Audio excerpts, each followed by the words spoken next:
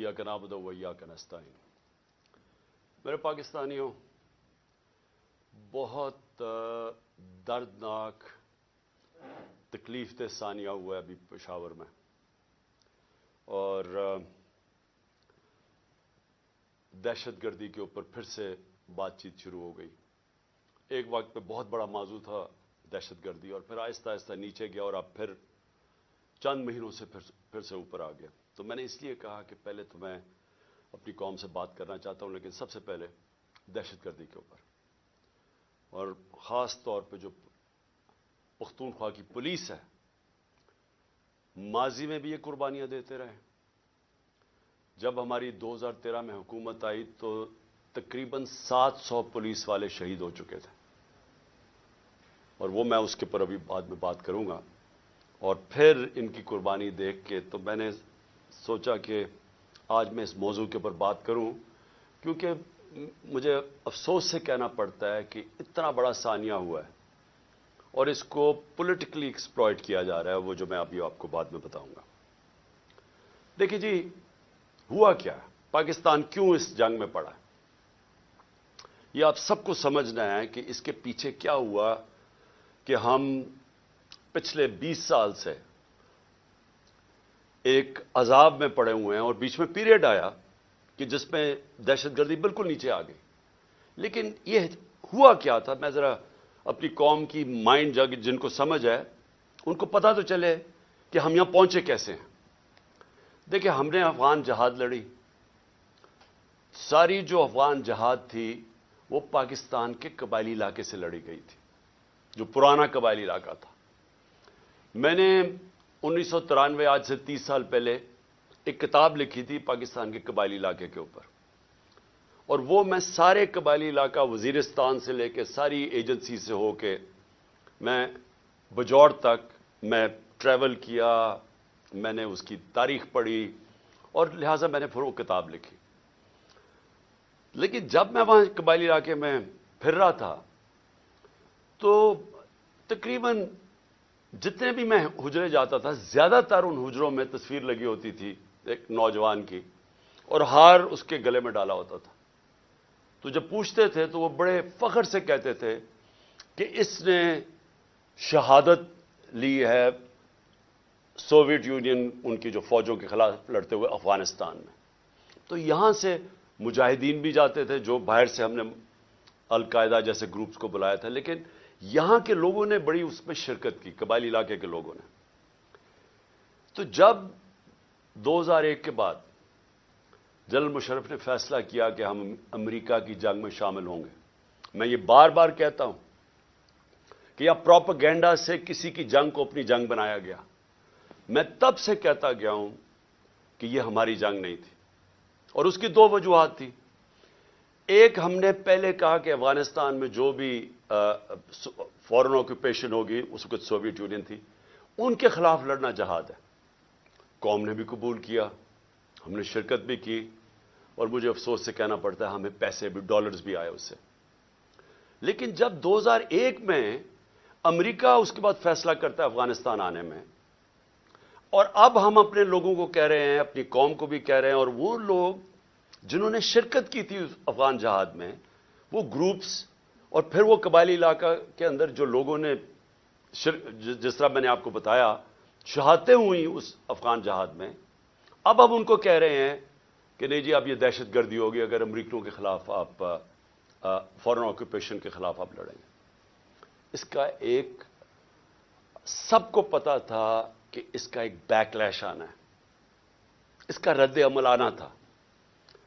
और जब जब मेरी आप स्टेटमेंट्स, मैं 2003 में नेशनल असेंबली में भी बोला, जब पाकिस्तान ने फैसला किया, जनरल मुशर्रफ ने अपनी पहली दफा 1948 के बाद जब कायदे आजम ने हुक्म किया था कि पाकिस्तान की फौज कबायली इलाके से वापस ले आओ, ये पहली दफा जब मुशर्रफ ने फौज भेजी वहां 2003 में, तो मैंने असेंबली में तकरीर की और कहा कि अगर आप तारीख पढ़ लें कबायली इलाके की, अब कभी यह हिमाकत ना करते, क्योंकि हमारी वो फोर्स थी वहां, हमें कोई फौज भी नहीं रखने की जरूरत थी।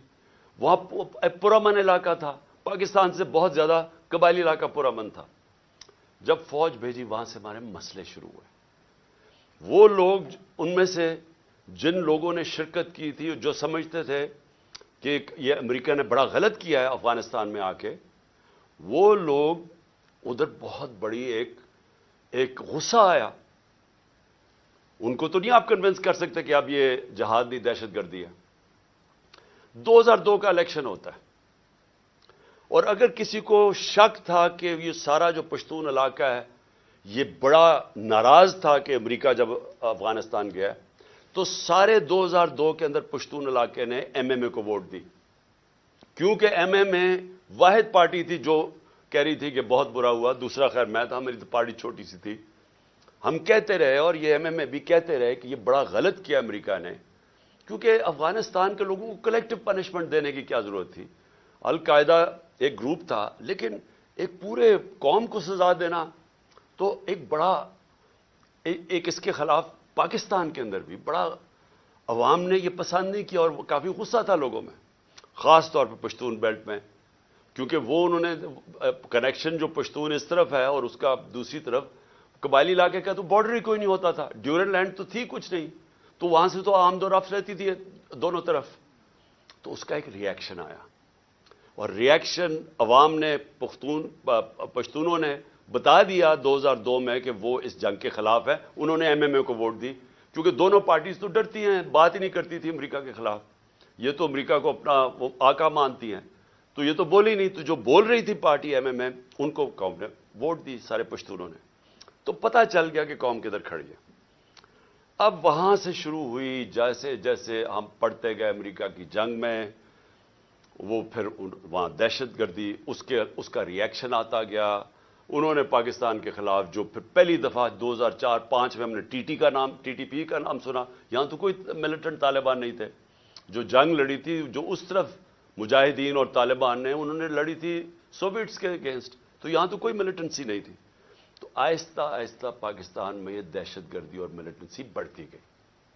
اور مجھے افسوس سے کہنا پڑتا ہے کہ میری طرح کے لوگ جب کہتے تھے کہ یہ بڑا غلط ہو رہا ہے، پاکستان کو نقصان ہو رہا ہے، مجھے طالبان خان کہا گیا. میں جب وہ امریکنوں کی جو افغانستان میں وہ کر رہے تھے، اس کو بار بار میں کہتا گیا کہ کوئی ملٹری سلوشن نہیں ہے، کیونکہ افغانستان کی اگر آپ تاریخ آپ پڑھ لیں تو آپ کو پتہ چلے گا کہ وہ کسی باہر والے کو ایکسیپٹ کرتے ہی نہیں ہیں. تو ادھر بھی کہتے گئے، تو وہاں اینٹی امریکن کا اور ہر قسم کی باتیں کی گئی. لیکن جو لوگ اس علاقے کو جانتے تھے، سب کو پتا تھا کہ یہاں جتنا آپ ادھر پڑھیں گے، ادھر مشکلات ملک کے لیے بڑھتی جائیں گی. اب میں آتا ہوں کہ یہ پھر فاسٹ فارورڈ کر لیں. اچھا، اس سے پہلے میں کہوں گا ڈرون اٹیکس ہونے شروع ہو گئے، اور یہ 2006 سے ڈرون اٹیک 4 سے 5 سے آہستہ آہستہ بڑھتے گئے. ڈرون اٹیکس کیا ہوتا تھا کہ وہاں جا کے اٹیک کرتے تھے قبائلی علاقے میں، وہاں زیادہ تر بے قصور لوگ مارے جاتے تھے. وہ کیا بدلہ کس سے لیتے تھے؟ وہ آ کے پاکستان کی سیکورٹی فورسز، پولیس کے خلاف بدلہ لیتے تھے. تو اس لیے میں نے ایک بہت واحد پولیٹیکل پارٹی جس نے ڈرونز کے خلاف دھرنا کیا، ہم نے پوری کیمپین کی، وزیرستان مارچ کی دھرنوں کے خلاف، یہ ڈرون اٹیکس کے خلاف. باقی یہ پارٹیز چپ کر کے بیٹھی ہوئی تھی اور ڈرتے تھے. آپ کو پتہ ہے ان کے تو پیسے باہر پڑے ہوئے ہیں، تو وہ تو ڈرتے ہیں بولتے ہوئے. جب آپ کی دولت وہاں باہر پڑی ہو تو خوف آتا ہے ان سے. اس کے بعد کیا ہوا؟ ہماری گورنمنٹ آ گئی، پختونخوا میں گورنمنٹ آئی 2013 میں. ہماری پولیس بری طرح ان کی کیجولٹیز ہوئی تھی، وہ ڈیمورلائز تھی. ہم نے پولیس کے اوپر پوری ریفارمز کی گئیں. آئی جی درانی صاحب کو ہم نے یہاں سے لے کے گئے مرحوم، وہ آئے وہاں، ہم نے پولیس کو ریفارم کیا، پولیس کمانڈوز کی ٹریننگ کروائی، پہلی دفعہ پولیس کمانڈوز کو ڈیولپ کیا. اور ادھر سے پھر فائٹ بیک ہوئی، اور پختونخوا کی جو پولیس تھی وہ پھر کھڑی ہوئی اپنے پیر پہ. اور اتنی قربانیوں کے باوجود انہوں نے ان کے اینڈ میں دیکھیں کہ ساری قوم کھڑی ہوگی پختونخوا کی پولیس کے ساتھ، کیونکہ انہوں نے پھر قربانیاں دی اور روکا دہشت گردوں کو. لیکن اصل میں دہشت گردی لڑی جاتی ہے انٹیلیجنس ایجنسی سے، اور قوم کی سیکورٹی فورسز لڑتی ہے. اور قوم کی سیکورٹی فورسز نے اینڈ میں قربانیاں دی. پتہ نہیں 6000 ہمارے فوجی شہید ہو گئے، اور ٹوٹل پاکستان کی 80,000 پاکستانی اس جنگ میں ہلاک ہوئے. اب آ جائیں 2018 میں ہماری گورنمنٹ آ جاتی ہے. ہم فیسیلیٹیٹ کرتے ہیں افغان طالبان کے ساتھ بات چیت اور امریکن اور افغان طالبان کے بیچ میں بات چیت. ہم کوشش کرتے ہیں کیونکہ ہمارا انٹرسٹ تھا وہاں امن ہوگا تو پاکستان میں اس کا فائدہ ہوگا. کیونکہ اس وقت جو پچھلی افغان گورنمنٹ تھی وہ پرو پاکستان نہیں تھی, وہ پرو انڈیا تھی, اور وہ حکومت ہمیں کوئی ہیلپ نہیں ملتی تھی. جب یہاں پاکستان سے تین گروپس آپریٹ کر رہے تھے, افغانستان اٹیک کرتے تھے تو وہ نہیں روکتے تھے. تو ہم نے پوری کوشش کی پہلے بات چیت کروائیں تاکہ امن ہو افغانستان میں. پھر ہم نے کوشش کی افغان گورنمنٹ کو اور طالبان کو اکٹھا بٹھانے کی, وہ ہم فیل ہو گئے, انہوں نے نہیں مانا. لیکن ہم نے کوشش کی, ہم نے دونوں اس گورنمنٹ سے بھی بات کر رہے تھے. میں گیا بھی کابل جب پریزیڈنٹ غنی تھے, تو صرف کوشش کی کہ ہم کسی طرح یہاں امن پیدا کریں. تو جب پچھلی 2021 کی گرمیاں, اب میں صرف آپ کو اس لیے تفصیل بتا رہا ہوں تاکہ آپ کو پتا ہو آج جو ہو رہا ہے اس کے پیچھے بیک گراؤنڈ کیا تھی. 2021 میں گرمیوں میں مجھے خوف آنا شروع ہو گیا جب امریکیوں نے ڈیٹ اناؤنس کی وڈرال کی افغانستان میں. مجھے خوف آنا شروع ہو گیا کہ یہاں خانہ جنگی ہوگی افغانستان میں. اور ہماری ISI نے ہمیں پوری بریفنگ دی کہ 3 لاکھ فوج ہے افغانستان کی, اور جیسے ہی وڈرال اگر یہ جب امریکہ جائیں گے تو یہ 3 لاکھ فوج اور 60-70 ہزار صرف طالبان ہیں, تو یہاں تو خانہ جنگی شروع ہو جائے گی. تو ایک خوف تھا کہ جب وہاں خانہ جنگی شروع ہوگی تو اس کا فال آؤٹ پاکستان میں بھی آئے گا. ایک یہ خوف تھا کہ امریکہ ہمیں ہمارے پہ سینکشنز لگا دیں, کیونکہ وہ پہلے ہی کہہ رہے تھے کہ پاکستان کی وجہ سے ہم نہیں جیتے افغانستان میں. وہ پاکستانی انٹیلیجنس ایجنسیز کو بلیم کرتے تھے کہ وہ طالبان کے خلاف اس لیے کامیاب نہیں ہو کیونکہ پاکستان ان کی مدد کر رہا تھا. تو ڈر یہ تھا کہ ایک دفعہ سول وار شروع ہو گئی تو انہوں نے سارا ملبہ ہمارے پہ ڈال دینا. تو تب سے میں پچھلی یعنی 21 کی گرمیوں سے آپ میری سٹیٹمنٹس دیکھ لیں, میں کہتا گیا تھا کہ وہ جو 2021 اور 22 کی سردیاں ہیں وہ پاکستان کے لیے سب سے مشکل وقت ہے. اور اس کی ایک وجہ یہ تھی کہ مجھے خوف تھا افغانستان میں کیا ہوگا. میرا جنرل باجوہ سے کوئی اختلافات نہیں تھے, ہم ایک پیج پہ تھے. اس ملک نے بڑا فائدہ ہوا جب کہ پاکستان کی اسٹیبلشمنٹ اور الیکٹڈ گورنمنٹ ایک پیج پہ تھی. اچھے کام ہوا. کرونا کے اندر دنیا نے ہمارا تسلیم کیا جس طرح ہم نے ڈیل کیا, لیکن سب ایک قوم نے مل کے اس سے لڑا. اس کے بعد ٹڈی بھی تھی, اس کا ایک آیا وہ بھی, اس پہ بھی بڑا ہمیں خوف تھا. تو ہر چیز میں اس وقت ہم اکٹھے چل رہے تھے. اختلاف پہلا یہ ہوا کہ ایکسٹینشن کے بعد جنرل باجوہ نے بار بار ہمیں کہا کہ NRO ان کو NRO دے دو اور یہ اکاؤنٹیبلٹی سے پیچھے ہٹ جاؤ اور نیب کو چینج کر دو جو اب نیب ہے. یعنی نیب کو لاز کو امینڈ کرنا یہ تب سے شروع ہو گیا تھا کہ جیسے آپ امینڈ کریں گے تو یا پولیٹیکل سٹیبلٹی آ جائے گی. بیسکلی ان کو NRO دے دو, جو ہم نے ریفیوز کر دیا. میں نے میٹنگ بھی تھی, ایک ہوئی تھی جس میں میرے سینئر منسٹرز بیٹھے تھے. جنرل باجوہ نے یہ تجویز دی, ہم نے کہا ہم نہیں کرتے کیونکہ میں تو آیا ہی پالیٹکس میں 26 سال پہلے تھا رول آف لا کے لیے اور انصاف, اور اگر انصاف نہیں ہوتا تو کرپشن ہوتی ہے. تو دوسرا اختلاف کدھر ہوا؟ دوسرا اختلاف ان سے ہوا جنرل فیض کے اوپر. اب میں آج ساری قوم کے سامنے رکھنا چاہتا ہوں جو حقائق کیا تھے. میرا جنرل فیض کو اس وقت میں سمجھتا تھا کہ کیونکہ 2021-22 کی سردیاں ہمارے لیے بڑی مشکل ہوں گی, میں چاہتا تھا کیونکہ افغانستان کا فال آؤٹ آنا تھا, میں یہ چاہ رہا تھا کہ ان کو یہ سردیوں تک جنرل فیض کو رکھا جائے.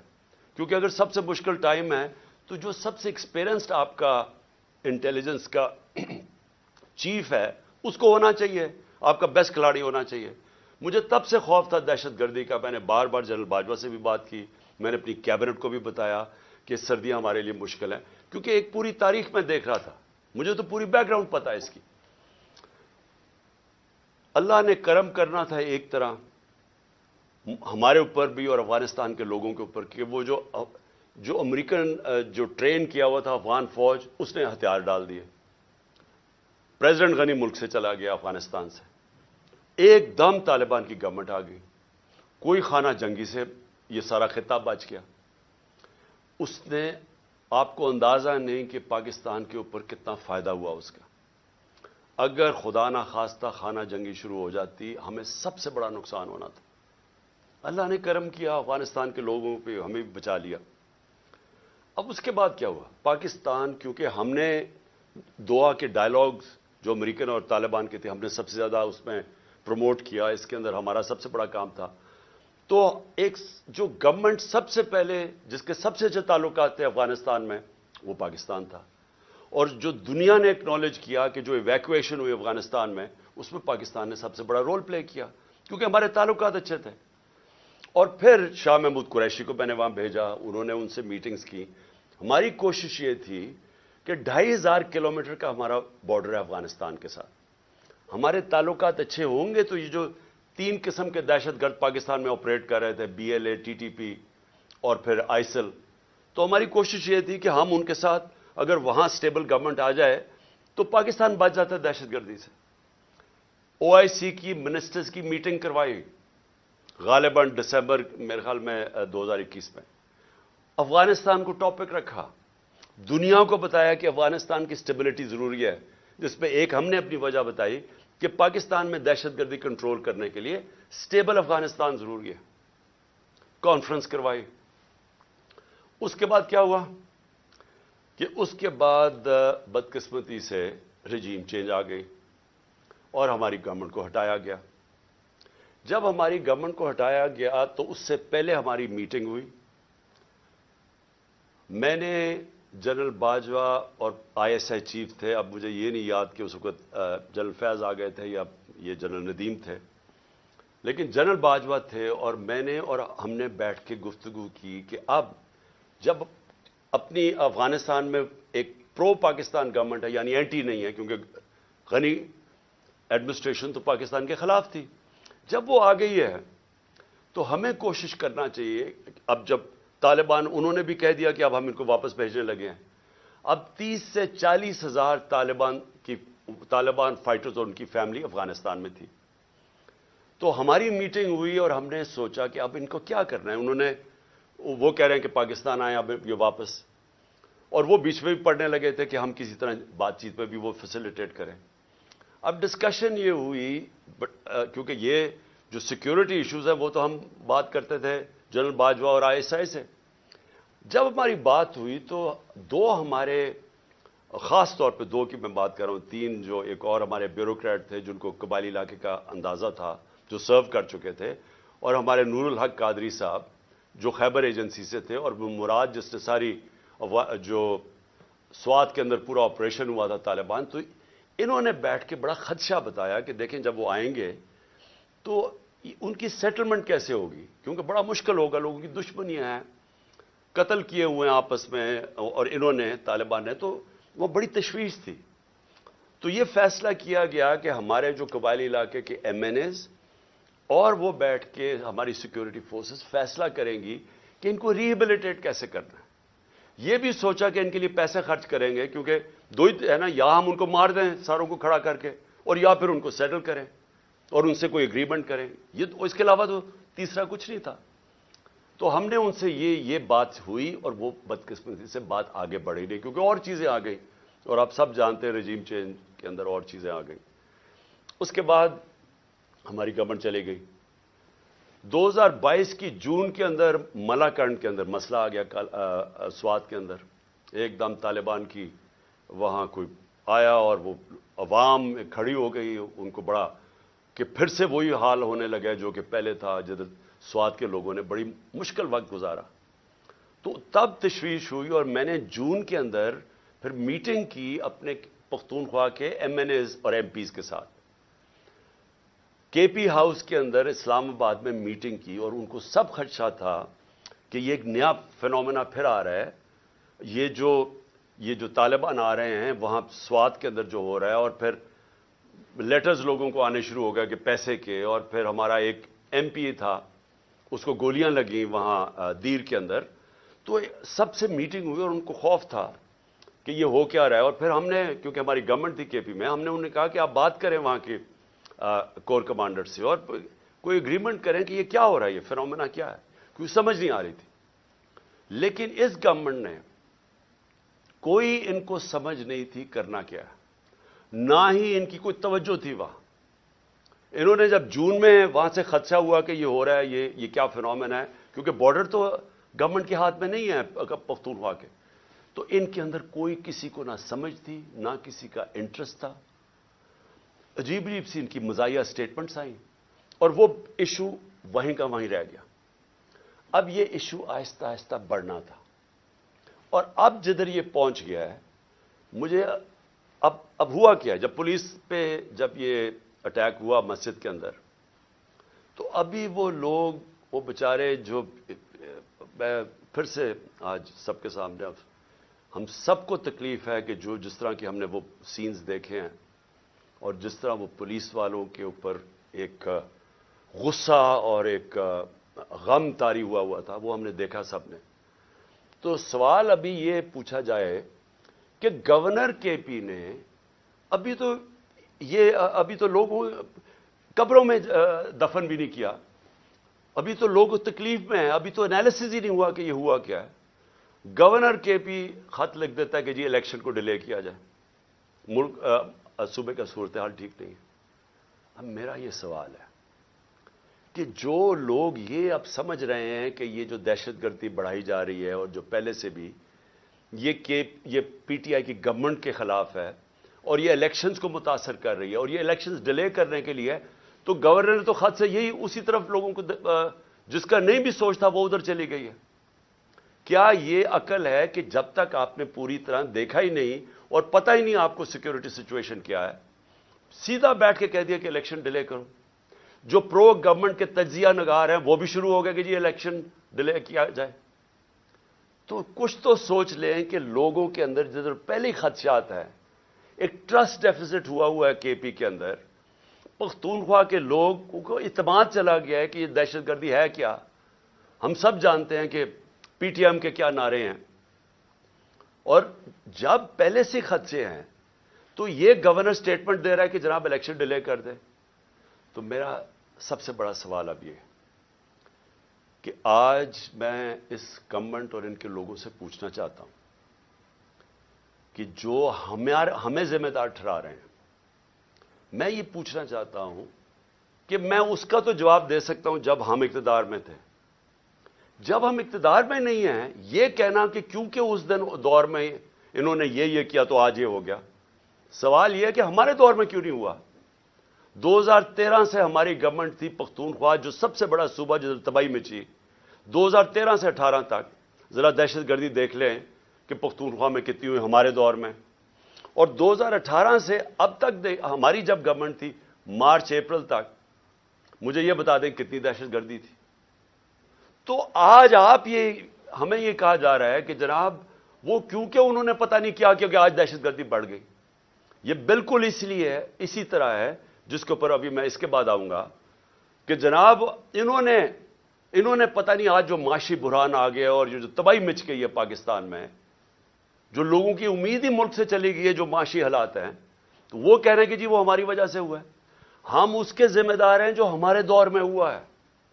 جب ہم پاور میں نہیں ہیں، ہمارے سے کیوں جواب پوچھ رہے ہیں؟ میں آج پھر سے میں بار بار کہتا رہوں گا، مجھے ان کا پتہ تھا کہ یہ نااہل اور کرپٹ لوگ، انہوں نے تو 30 سال حکومت کی اور ملک کو یہاں پہنچایا ہے. اور اب یہ کہنا کہ یہ جو جنرل باجوہ کی سوچ تھی کہ اب آ کے یہ ملک ٹھیک کر دیں گے، جو 17 سال میں سب سے بہتر پاکستان کی اکنامک پرفارمنس تھی، اس اکنامک پرفارمنس کے اوپر رجیم چینج کر کے ان کو لے آئے. میں بار بار جنرل باجوہ کو کہتا رہا اور میں نے واضح طور پہ شوکت ترین کو بھجوایا. میں اس لیے آپ کو کہوں گا کہ ہمیں پتا تھا یہ کیا ہونا ہے. میں ان کو جانتا ہوں 30 سال سے جو انہوں نے کیا پاکستان کے ساتھ. یہ جو قرضے چڑھے ہوئے ہیں جب سے یہ آئے ہیں، ذرا دیکھیں انہوں نے، یہ امیر ہوتے جاتے ہیں، ملک مقروض ہوتا جاتا ہے. تو انہوں نے ملک کیسے ٹھیک کرنا تھا؟ جو ملک کو تباہی کی طرف لے کے جائے وہ ملک ٹھیک کیسے کر سکتا ہے؟ ان کے یہ جو نون لیگ کی 99 یہ گورنمنٹ چھوڑ کے گئے ہیں، ذرا دیکھ لیں کہ کیا حال تھا پاکستان کی معیشت کا، اور اب یہ جو 2018 میں چھوڑ کے گئے تب دیکھ لیں کیا حال تھا. تو اب ان کو جب ہمیں ہٹا کے ان کو لے کے آئے، انہوں نے اب ٹھیک کر دینا تھا ملک. چلتی ہوئی معیشت جو 17 سال میں اس کی گروتھ ریٹ، یعنی جو اکانومی میں دولت میں اضافہ ہو رہا تھا 5.7 اور 6%، آخری 2 سالوں میں کرونا کے باوجود कोरोना का भी मैं बार बार आपको इसलिए याद करवाऊंगा, ये दुनिया के अंदर इतना बड़ा सानिया सदी में एक दफा आता है, और देखेंगे पाकिस्तान कैसे निकला उसमें से, और फिर अपने लोगों को, मायशत को, सबको बचा लिया, गरीबों को बचा लिया। और हम जब वहां से जब इसको बताया जनरल बाजवा को कि ये ना कामयाब होने दें, और इसलिए कामयाब ना होने दें क्योंकि ये नहीं संभाल सकेंगे, और वही हुआ। जैसे ही आए मुल्क नीचे जाना शुरू हो गया। मुझे बताए कौन सा इतना बड़ा अजाब आया था, क्या चेंज आया कि दहशतगर्दी भी आसमानों में चली गई और ये मायशत भी जमीन पर चली गई? कौन सा चेंज आया था? यानी कोई मुझे समझाए कि हमारा तो मसला बना हुआ था, तेल पहुंच गया था 110 से $115 बैरल, अब वो आ गया, अभी ऊपर ही भी है तो $85 का है। तो जब असल तो महंगाई तेल की वजह से आती है जो आप इंपोर्ट करते हैं, तो हमने तो जो एनर्जी की कीमतें वो भी ऊपर गई, कमोडिटी सुपर साइकिल जिसको कहते हैं उसको भी गुजारा। 2.5 साल हम IMF के नीचे थे, IMF के प्रोग्राम से भी गुजरे। उसके बावजूद अगर हम ये पाकिस्तान की दौलत में इजाफा कर सकते हैं, इंडस्ट्री भी ग्रो कर रही थी, किसान भी खुश था, सर्विसेज भी ऊपर जा रही थी, फ्यूचर टेक्नोलॉजी उसमें ग्रोथ आ गई थी, हमारे टैक्स कलेक्शन बढ़ गए थे, हमारे record tax collection, overseas Pakistani को इत्मीनान था हमारे पे, वो रिमिटेंसेस रिकॉर्ड भेज रहे थे $31 अरब की। तो ये आते साथ ही आज नीचे कैसे पहुंच गए? ये होना ही था। और मैं आपको सिर्फ ये बताना चाहता हूं कि आज हम किधर जा रहे हैं। मेरे से वो चीजें पूछे जब मैं इख्तिदार में था, अगर ये ना हटाते फिर हम जिम्मेदार थे। अगर ये ना साजिश करके, ये जो शहबाज शरीफ बोलता फिरता है, क्यों आपने साजिश की थी कि अगर आपको इतना खौफ था, हमारी तैयारी नहीं थी, मुल्क के हालात बहुत बुरे थे, हमें रहने देते। 1 साल, 1.25 साल, 1.5 साल रह गया था, हम जिम्मेदार थे। फिर हम उसके जिम्मेदार कैसे हो जो आप आके मुल्क का बेड़ागार करके रख दिया है, हर तरह मुल्क नीचे ले गए हैं। मुझे ये जरा ये समझाएं कि 90 रुपया गिरा डॉलर के मुकाबले में, 90 रुपए। क्या इसके हम जिम्मेदार हैं? यानी क्या आप मुझे सिर्फ ये समझा दें कि ये जस्टिफाई कैसे करते हैं कि 90 रुपए डॉलर के मुकाबले में कम हो गया? 90 रुपए पाकिस्तान की दौलत, लोगों के पैसे के अंदर कमी आ गई है। यानी जब आप डॉलर ऊपर जाता है तो आपके रुपए की जब कीमत नीचे जाती है तो आपकी खरीदार की कीमत नीचे चली जाती है। उससे जो चीज़ आप बाहर से इंपोर्ट करते हैं वो सब महंगी हो जाती हैं। और इसका जब असर आएगा, जब 90 रुपए आप गिराते हैं, आप गिरता है आपकी नाहली की वजह से, इसका अब असर किधर आ रहा है? हर शोबे पे इसका असर आ रहा है। सबसे पहले महंगाई। आज लोगों का सबसे बड़ा मसला महंगाई बन चुका है। लोग, तनख्वाहदार लोग आज सोचते हैं कि उनकी तनख्वाह में कैसे गुजारा होगा, और अभी पूरी महंगाई आई नहीं है।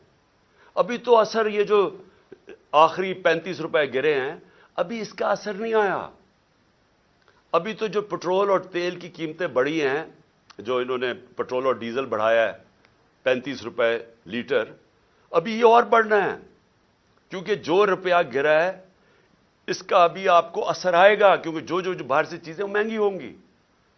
और ये कैसे मुझे बता सकते हैं कि 16 अरब डॉलर के रिजर्व छोड़ के गए थे, आज 3 अरब डॉलर के तकरीबन रह गए? तो क्या इसकी 9 महीने में ये हुआ है? तो फिर से मैं कहता हूं, कौन सी क़यामत आई थी कि मुल्क को यहां पहुंचा दिए? और मैं अवाम को बताना चाहता हूं कि अभी जो महंगाई है हमारे दौर में, जो कि अवाम को, लोगों को इफेक्ट करती है, उसे कहते हैं सेंसिटिव प्राइस इंडेक्स। खाने पीने की चीजें जो घरों में, आपकी किचन में, आपको जो आम लोग, जो सफेद पोश, जो तनख्वाहदार, जिसको लोअर मिडिल क्लास कहते हैं, जो मजदूर हैं, उनको सबसे ज्यादा इफेक्ट करती है, जिसको कहते हैं SPI, सेंसिटिव प्राइस इंडेक्स। हमारे दौर में 16% थी, आज वो पहुंच गई है तकरीबन 40%, और यह रुकने नहीं लगी, क्योंकि अभी इसका पूरा असर आया नहीं है जो रुपया हमारा इतनी तेजी से गिरा है। इसका मतलब चीजें जब और महंगी होती जाएंगी, ये लोगों के लिए और महंगाई बढ़ती जाएगी। उसके बाद ये सिर्फ ये तेल और डीजल नहीं बढ़ा, और इसका भी असर आएगा। गैस बढ़ने वाली है, बिजली बढ़ने वाली है। बिजली ये दुगनी कर चुके हैं, हमारे जाने के बाद दुगनी, उससे ज्यादा बढ़ने वाली है। और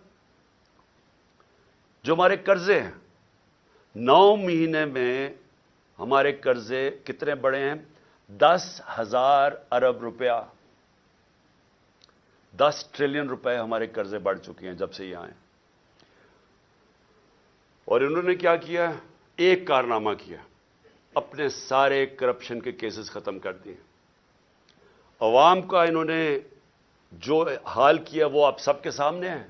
अवाम को धकेल दिया उधर जिधर 8 लाख हमारे प्रोफेशनल्स मुल्क छोड़ के चले गए हैं, उम्मीद खो बैठे हैं। अवाम इधर पिसी हुई है और इन्होंने 1100 अरब रुपए के अपने करप्शन केस खत्म किए। इनको ना फिक्र थी दहशतगर्दी की, ना इन्होंने उसके ऊपर टाइम लगाया। मायशत की इनको समझ नहीं थी, और ये जो इनकी नाहली थी वो सामने आ गई है। और अपना सिर्फ जिधर कामयाबी से जिस काम के लिए आए थे, अपने सारे करप्शन के केस खत्म कर दिए, जिसको हम NRO 2 कहते हैं। जो मुल्क से एक गद्दारी की थी जनरल मुशर्रफ ने, जब इनकी चोरों की बड़ी चोरी माफ की थी 2008 में, और एक ये दूसरी जनरल बाजवा ने ये जो इनको NRO 2 दिया है, ये सबसे बड़ी गद्दारी है कि आज दरवाजे खोल दिए हैं बड़ी चोरी के, वाइट कॉलर क्राइम के दरवाजे खोल दिए हैं, क्योंकि नैब तो इन्होंने खत्म कर दिया, FIA खत्म कर दिया। उनका सिर्फ काम है सियासी इंतकाम लेना। और मैं जो तीसरी आज चीज बात करना चाहता हूं, 3 चीजों पे मैंने आज बात करनी थी। पहले दहशतगर्दी पे कि वो हमें जिम्मेदार ठहरा रहे हैं, और दूसरा ये मायशत पे, वो नीचे गए, वो हमें जिम्मेदार ठहरा रहे हैं। नहीं इतनी साजिश करनी थी, अगर नई कैपेबिलिटी थी तो ना करते। तो आज आके आप अपनी चोरी माफ करवा लें, लेकिन जो सारा मुल्क ने तबाही किया वो हमारे पे डाल दें। जो तीसरी चीज है वो इसी वजह से, वो है इलेक्शंस। अब मैं ये बताऊं कि हमारी पंजाब और पख्तूनख्वा में हुकूमतें थी, 66% पाकिस्तान हमारे नीचे था। हमने पहली दफा इस मुल्क की तारीख में अपनी 2 गवर्नमेंट्स को डिसॉल्व किया, अपनी गवर्नमेंट्स छोड़ी। हमने क्यों छोड़ी? अब हमें कोई जरूरत नहीं थी, किसी ने बंदूक नहीं रखी थी हमारी गवर्नमेंट कराने के लिए। हमने इसलिए छोड़ी क्योंकि हम सबको खौफ आ रहा है पाकिस्तान का, ये जो तबाही की तरफ ये लेके जा रहे हैं, और मुझे खौफ है कि आगे और हमने कितना नीचे जाना है। IMF मिल भी गई तो वो भी कैंसर का इलाज डिस्प्लिन से होगा। खौफ ये था कि अगर ये ज्यादा, और इनका कोई इलेक्शन करवाने का सोच नहीं है। ये भी वाज़ेह हो जाना चाहिए कि इतनी जल्दी इन्होंने पेशावर के सानिया को इस्तेमाल किया है कि किस तरह इलेक्शन डिले हो जाए। इनका इलेक्शन इस साल करवाने का भी नहीं था प्लान, ये आगे लेके जाना चाहते हैं। और इनकी पूरी कोशिश ये है कि किसी ना किसी तरह ये तब इलेक्शन करवाएं जब ये समझे कि तहरीक इंसाफ खत्म हो चुकी है। ये इनका प्लान है। और हमने इसलिए ये इलेक्शन का फैसला किया, और हमने ये सोचा कि किस तरह हम इलेक्शन करवा सकते हैं। हमने कहा अपनी गवर्नमेंट से निकल जाते हैं, और हमने आइन को सामने रखते हुए ये फैसला किया। आइन के अंदर बड़ा वाज़ेह है, इसमें कोई उबाम नहीं है, कोई भी इसके खिलाफ नहीं जा सकता। आर्टिकल 105 आइन का वाज़ेह तौर पे कहता है कि जब असेंबलीज डिसॉल्व होंगी तो 90 दिन और उससे कम में इलेक्शन होगा। कोई इफ्स एंड बट्स नहीं है इसमें। यह हमने कुर्बानी इसलिए दी कि हम से समझते थे कि यहां एक ही तरीका है कि एक दफा पंजाब और पख्तूनख्वा में इलेक्शन हो गया तो मजबूरन 66% पाकिस्तान में इलेक्शन होगा, मतलब सारे मुल्क में हो जाएगा। तो हमने तो इसलिए दी। अब ये उससे भाग रहे हैं, सब मिलके अब कोशिश कर रहे हैं कि किसी ना किसी तरह इससे बाहर निकलें। अब मैं सारे पाकिस्तानी को बताना चाहता हूं, अपनी सारी लीगल कम्युनिटी को बताना चाहता हूं, अपने वकला और अपनी अदलिया को बताना चाहता हूं कि जितना बड़ा ये नुकसान पहुंचेगा اگر یہ کامیاب ہوگا 90 ڈیز سے آگے لے جانے کی، یہ وہی ہوگا لینڈ مارک جو کہ ایک دفعہ جسٹس منیر نے اس ملک کے اندر رول آف لا کو ختم کر کے ڈاکٹرن آف نیسیسٹی لے کے آئے تھے. وہ کوئی نہیں بھولا آج تک. کوئی وجہ نہیں ہے کہ 90 ڈیز سے آگے لے کے جائیں. یہ کہیں گے کہ جی وہ ہو دہشت گردی ہو گئی. 2013 میں دہشت گردی نہیں تھی، 2008 میں دہشت گردی نہیں تھی، تب کیوں نہیں الیکشن آگے کیے؟ اور پھر اور یہ یاد رکھیں کہ 2008 کے اندر الیکشن اس لیے آگے کیے گئے تھے کیونکہ وہاں ایک ڈیموکریٹک سیٹ اپ نہیں تھا، جنرل مشرف کی گورنمنٹ تھی، اس لیے الیکشنز کو آگے کیا گیا تھا. تو یہ جو پلان کر رہے ہیں کہ جی کسی طرح اس کی آڑ لے کے دہشت گردی کی الیکشن آگے کریں گے، اس سے بڑا ظلم اس ملک میں نہیں ہوگا، کیونکہ اس کا مطلب کہ وہ سیٹ اپ صرف اس لیے رہ جائے گا، وہ ڈرا صرف ایک راستے میں کہ کہیں عمران خان اور پی ٹی آئی نہ جیت جائے. اور وہ انہوں نے کیا کہ آئین کی وائلیشنز تو بھی شروع کر دی ہیں.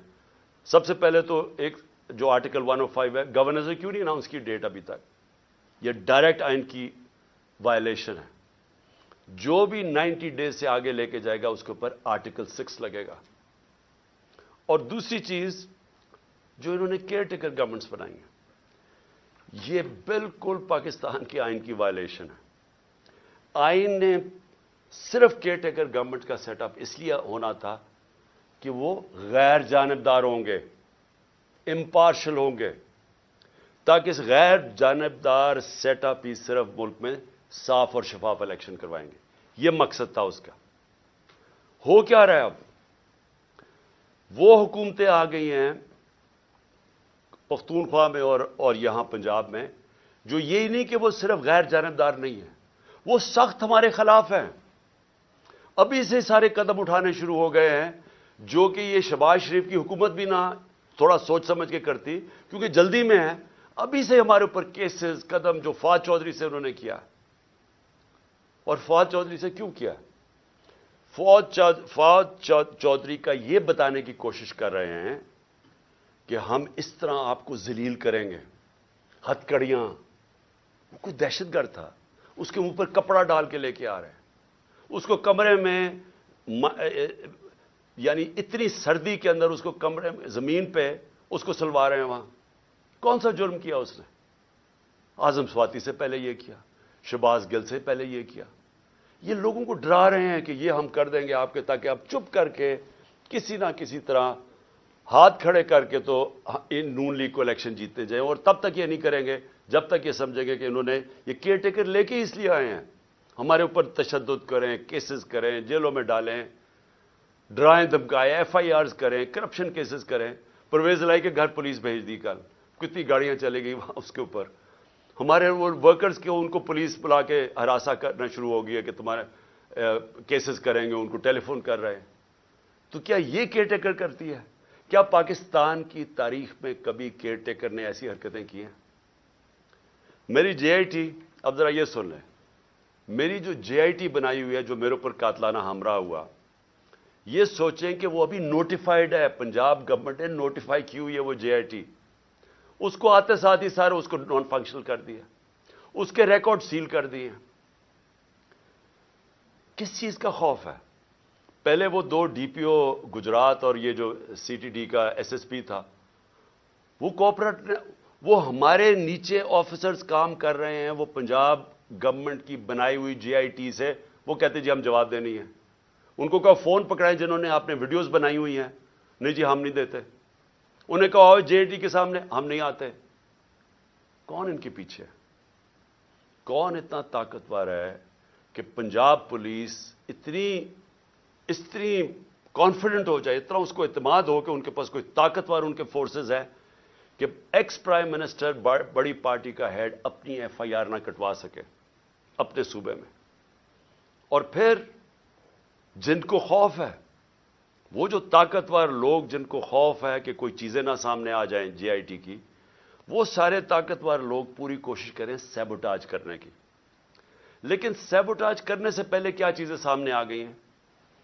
پہلے میں یہ ذرا آپ کو 2 چیزیں بتا دوں کہ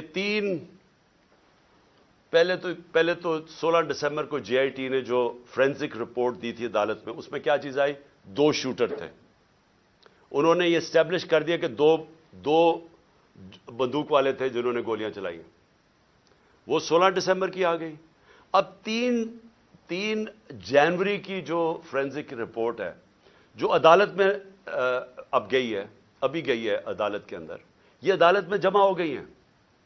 اس نے اسٹیبلش کیا ہے کہ 3 شوٹر تھے.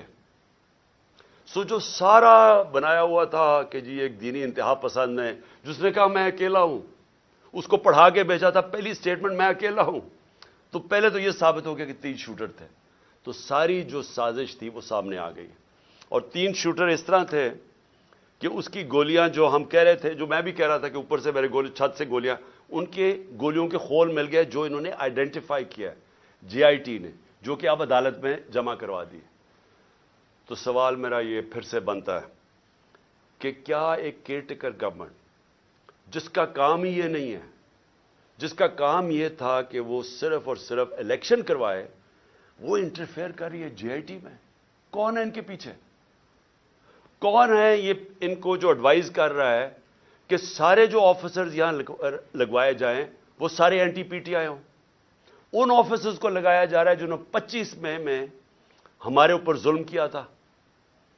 ہم نے 22 صرف ساری پنجاب کی فورس سے ہم نے 22 لوگوں کے نام دیے تھے کہ ان کو آپ کو نہیں لگانا چاہیے، یہ سخت ہمارے تحریک انصاف کے خلاف ہے. انہوں نے ہمارے اگینسٹ ایکشن لیا تھا. ان میں سے 13 کو لگا چکے ہیں، 22 میں سے 13 لگ گئے اور باقی لگنے والے ہیں. کون سی کیئر ٹیکر گورنمنٹ نے پاکستان کی تاریخ میں یہ کیا ہے؟ اور میں ایک اور بھی بات کرنا چاہتا ہوں، کیونکہ یہ میرے اوپر جو قاتلانہ حملہ ہوا تھا، ایک قیامت کی نشانی آ گئی ہے. آصف زرداری نے میرے اوپر ہرجانہ کر دیا، ڈیفیمیشن کر دیے. ڈیفیمیشن کا کیا مطلب ہوتا ہے؟ کہ میری ریپوٹیشن کو نقصان پہنچایا گیا ہے، اس لیے میں عدالت میں جا رہا ہوں. آصف زرداری صاحب، سب سے پہلے جب یہ عدالت میں کیس جائے گا، میں تو بڑا شکر کر رہا ہوں کہ آپ عدالت میں آئیں گے.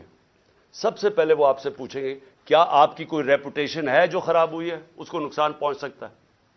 ساری دنیا میں مضمون آپ کو دکھائیں گے پہلے کہ مسٹر 10% آپ کا نام رکھا گیا تھا، کہ ہر چیز کے اوپر پیسے بناتے تھے.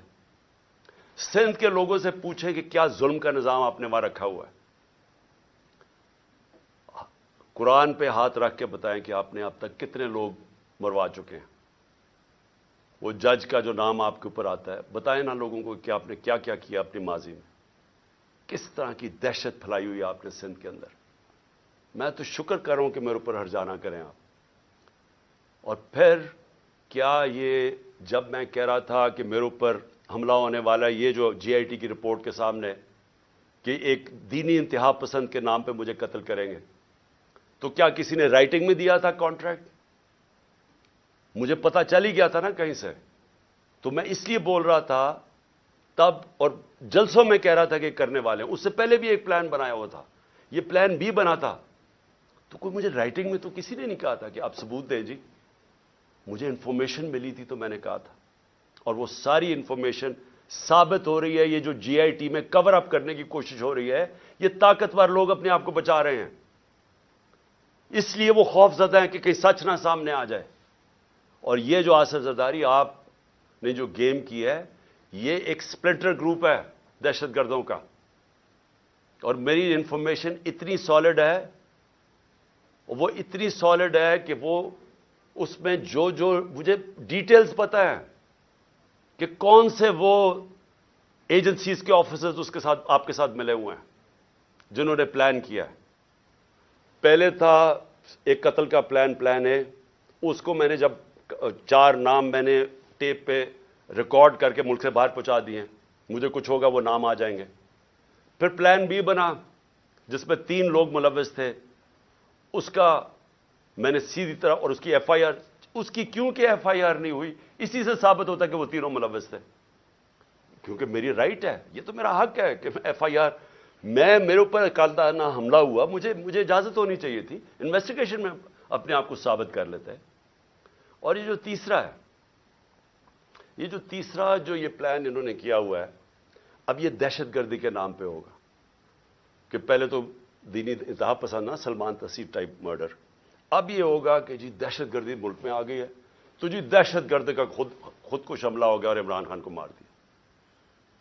میں یہ اس لیے ساری قوم کے سامنے لے کے آ رہا ہوں کہ آصف زرداری، آپ نے جو اربوں روپیہ اس ملک کا چوری کر کے باہر رکھا ہوا ہے، یہ قوم آپ کو معاف نہیں کرے گی۔ اس لیے میں نے کیا ہے کہ آپ پیسہ نہ انجوائے کریں، بعد میں یہ سمجھیں حملہ کروا دیں۔ اور وہ جو آفیسرز بھی ہیں ان کا بھی مجھے پتا ہے کون ملوث ہے ان کے اندر، اور اس لیے میں پہلے سے لوگوں کو آگاہ کر رہا ہوں، اور میں بڑا شکر کر رہا ہوں کہ اس آدمی کو میرے ساتھ عدالت میں کھڑا کرو۔ میں اس کی پوری کتاب ہوگی، اتنی بڑی کتاب ہوگی بتانے کے لیے کہ اس کے پاس ریپوٹیشن ہی نہیں ہے ڈیفینڈ کرنے کے لیے۔ آخر میں اپنی قوم کو میرا آخری پیغام یہ ہے، یہ آج کی تقریر کا، کہ دیکھیں ایک ملک پھر سے یہ یاد رکھیں کہ ہم جس طرح جا رہے ہیں یہ ملک ہم تباہی کی طرف جا رہے ہیں۔ کیوں؟ کیونکہ ہمارا ایک بہت بڑا، جب پاکستان بنا تھا اس کے پیچھے ایک بڑا فلسفہ تھا، اس کے پیچھے قربانیاں تھیں، اس کے پیچھے ایک بڑی خواب تھی۔ اس ملک کو بنانے کے لیے ساری دنیا، مسلمان دنیا میں خوشیاں ہوئی تھیں۔ مجھے البینیا کا پرائم منسٹر ملا ایک دفعہ، اس نے کہا کہ ہم قائد اعظم کی تقریریں سنا کرتے تھے، اب وہ فوت ہو گئے، ہم ریڈیو پہ سنا کرتے تھے، اور نیلسن منڈیلا نے کہا کہ وہ قائد اعظم کی تقریریں سنتے تھے کیونکہ وہ سارے آزادی کی جنگ میں ملوث تھے۔ اور اس نے کہا کہ مٹھائیاں بانٹی گئیں البینیا کے اندر جب پاکستان بنا۔ یہ ساری مسلمان دنیا میں ایک ہوپ آئی کہ کیسا ملک بنے گا۔ اس وقت سب سے بڑی پاکستان کی آبادی تھی مسلمان ملکوں میں، بدقسمتی سے ناانصافی کی وجہ سے ایسٹ پاکستان علیحدہ ہوا۔ تو اس وقت سارے لوگوں نے امید لگائی ہوئی تھی کہ ایک ایسا ملک آئے گا جو لیڈ کرے گا مسلمان دنیا کو۔ ہم کدھر پہنچ گئے وہاں سے؟ ہمارے پاس یہ چور اوپر بیٹھ گئے، آ کے پیسے ان کے باہر پڑے ہیں، ملک کا ان کو کوئی فکر ہی نہیں ہے۔ روپیہ 90 روپیہ ڈالر مہنگا ہو گیا ہے ان کے 9 مہینے میں۔ ان کو کیا فائدہ ہوا؟ ان کو کیا نقصان ہوا؟ فائدہ ہی فائدہ، نقصان زیرو، کیونکہ ان کے ڈالرز میں پیسے پڑے ہوئے ہیں باہر۔ ان کے تو ڈالر اور ان کی ویلیو اوپر چلے گئی، انہوں نے تو پیسہ باہر رکھا ہوا ہے، ان کو تو فائدہ ہو گیا۔ نقصان ہماری طرح کے پاکستانیوں کو ہو رہا ہے جن کا جینا مر رہا ہے یہاں۔ ان کے لیے تو عذاب ہو جاتا ہے، جی ای سی ایل پہ ڈال دیا، مجھے ڈالیں ای سی ایل پہ، مجھے کیوں نہیں فکر کہ اچھا جی ای سی ایل پہ ڈالیں گے تو مجھے بڑا کوئی مسئلہ ہو جائے گا۔ ان کو کیوں مسئلہ ہے؟ کیونکہ پیسے گننے ہوتے ہیں، پراپرٹیز باہر دیکھنی ہوتی ہیں، بڑے بڑے ہیرڈ جیسی جگہ پہ شاپنگ کرنی ہوتی ہے، بڑے بڑے باہر ریسٹورنٹس میں جب اتنا بڑا پیسہ آ جائے تو وہ خرچ بھی کرنا ہے نا، وہ پاکستان میں تو نہیں ہو سکتا۔ عذاب ای سی ایل پہ ڈال کے، مجھے ڈال دیں ای سی ایل پہ۔ جن کا جینا مرنا آج پاکستان میں ہے وہ سارے آج تشویش میں ہیں، غم زدہ ہیں، سب کو خوف آ رہا ہے آگے کدھر ملک جا رہا ہے۔ میں ہر پاکستانی کی بات کر رہا ہوں جو سمجھتا ہے کہ یہ ہماری ماں ہے، ہمارا ملک ہے، وہ سب آج ان سب کو خوف آ رہا ہے کہ جو ڈائریکشن میں پاکستان جا رہا ہے۔